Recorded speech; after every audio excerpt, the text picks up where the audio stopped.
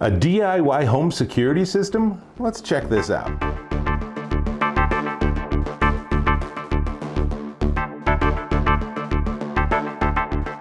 Dave Taylor here, and I'm always interested in home security, office security, vacation home security, and simple, elegant, and really inexpensive ways to solve the problem. Enter SwitchBot.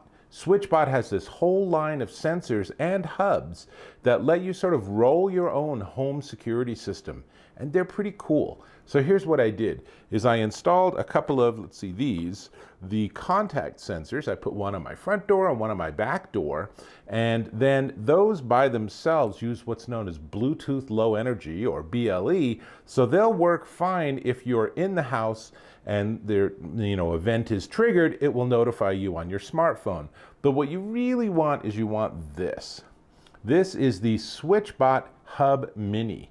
And it basically then hooks up via Wi-Fi, and you just put this somewhere in your home so that it can sort of communicate with all the individual sensors, and then it gives you what you really want, which is notifications from your phone anywhere in the world. Because these things trigger events, they then get communicated to the hub, and then the hub via Wi-Fi goes out to the rest of the world. Now, I've had multiple generations of these security systems. I started out with the Samsung SmartThings, with the SmartThings hub and everything. Then they obsoleted it and ended it, and that was that. So now I had to get rid of those. Then I got the Xfinity security system, and then I decided I didn't want to pay for that. So in fact, here, let's cut to me installing one of these contact sensors. They're really easy to work with. I'm going to install this, but I'm also going to have to get rid of my older sensors on my sliding door. So let's cut to that.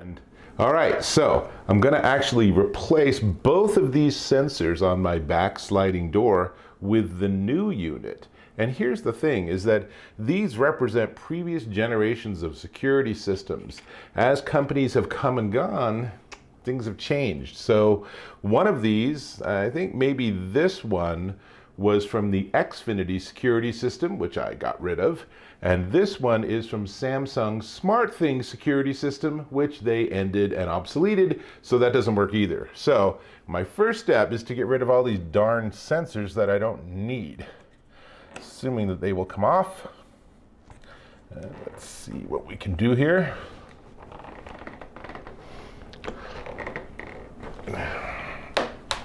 Well, that's a more successful strategy. And this is something you wouldn't think would be an issue, right? How do you get rid of old sensors? But it's an issue. I got to get rid of these.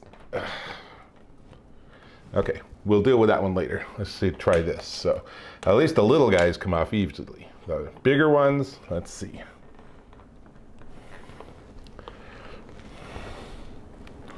Well, that's not coming off either. So I'm going to come back to this with some tools. But for now, I do have the new unit here, the new SmartBot. So I'm going to just toss those over there. And the way you install this is you have this point down. So the button is down. So I could put it like here. And then I have the magnet.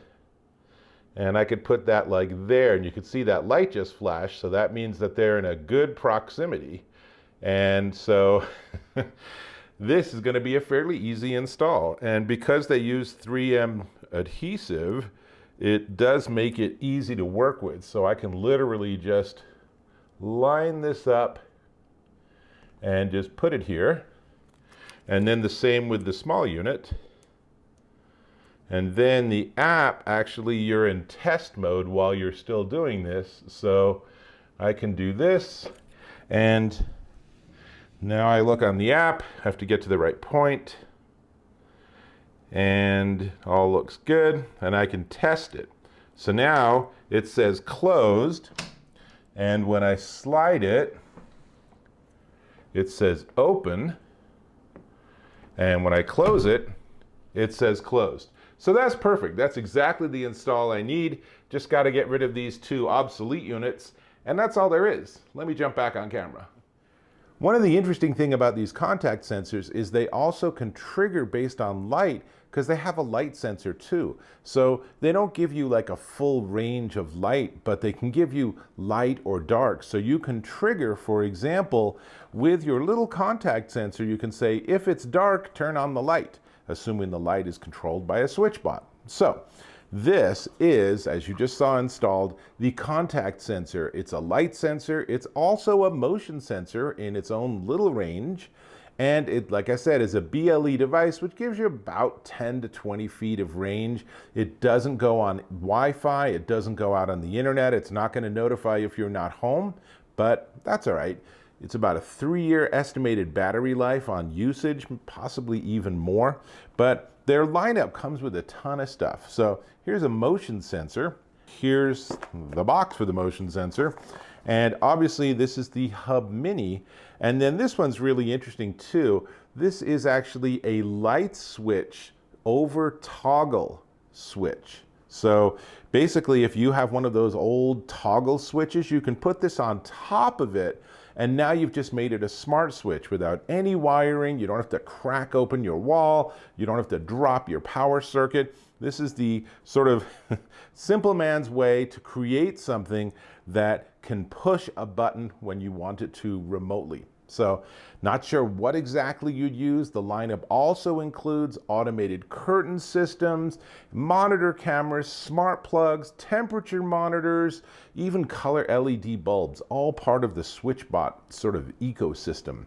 And like so many of these, it really is its own little world. So if you have a bunch of these and then you want to get a sensor from someone else, that's not going to work. They all are really intended to have you sort of buy into their little world. But for a home security system, really all you need is a couple of these on your doors and then the hub to make sure that you're out on the internet. But I wanted to show you not just how to install it, but I wanted to give you a little bit of a tour of the app. So you get this free app with the program, and that app is called SwitchBot, ingeniously enough. And when I launch it, you can see that I have 4 devices registered here. I have Motion, which is this motion sensor. I have Hub Mini, and then I have my kitchen slider over there and my front door over there.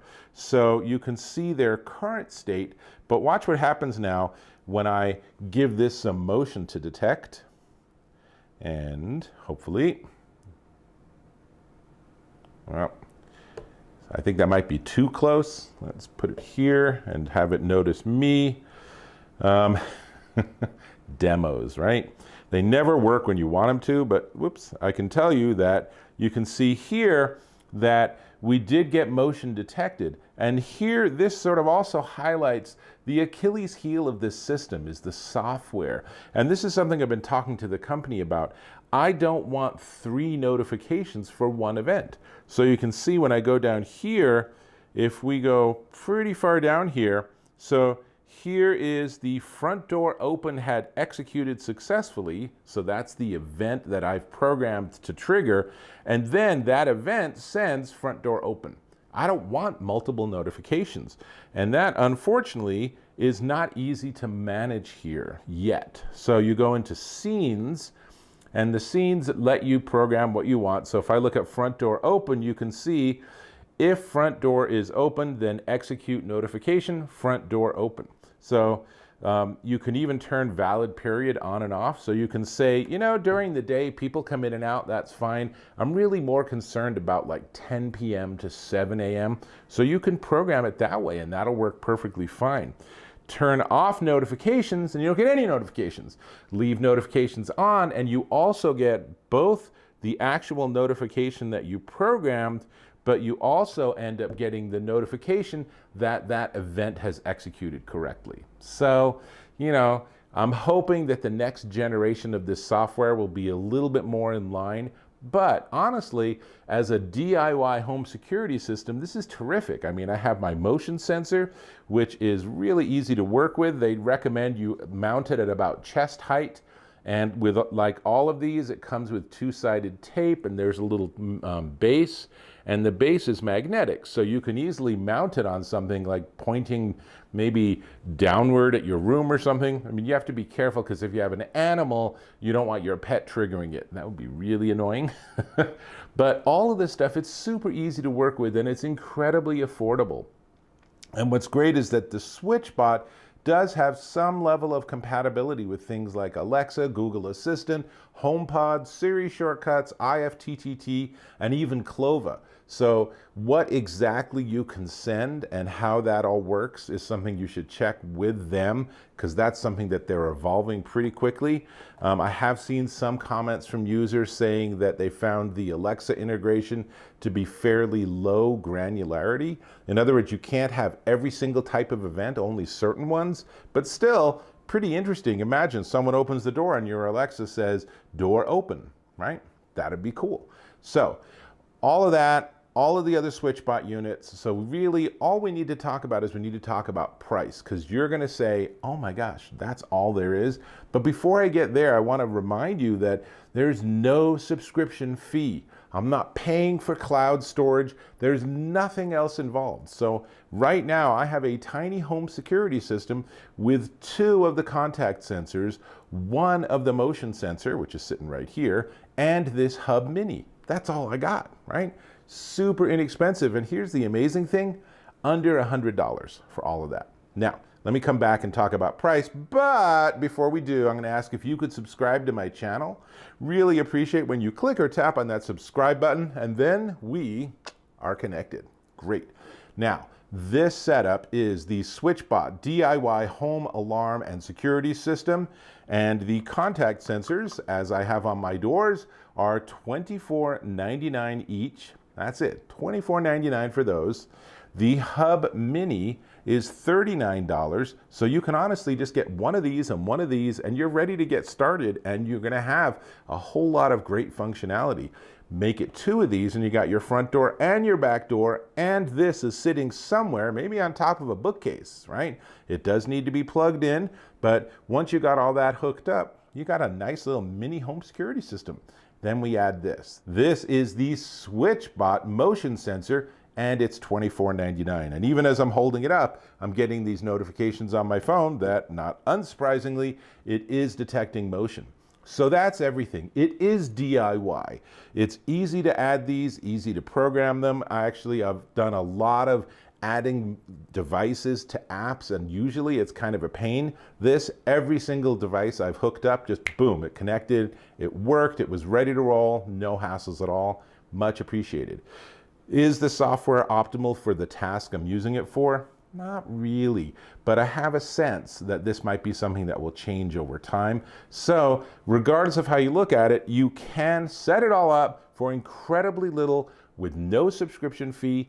Get your phone programmed the way you want, and maybe you get a few more notifications than would be elegant, but it's still a great solution to check out. This is the SwitchBot line. You can check it all out at Amazon.com, and that's all I got. So, need to get this installed somewhere, so I'll have to catch you in my next video.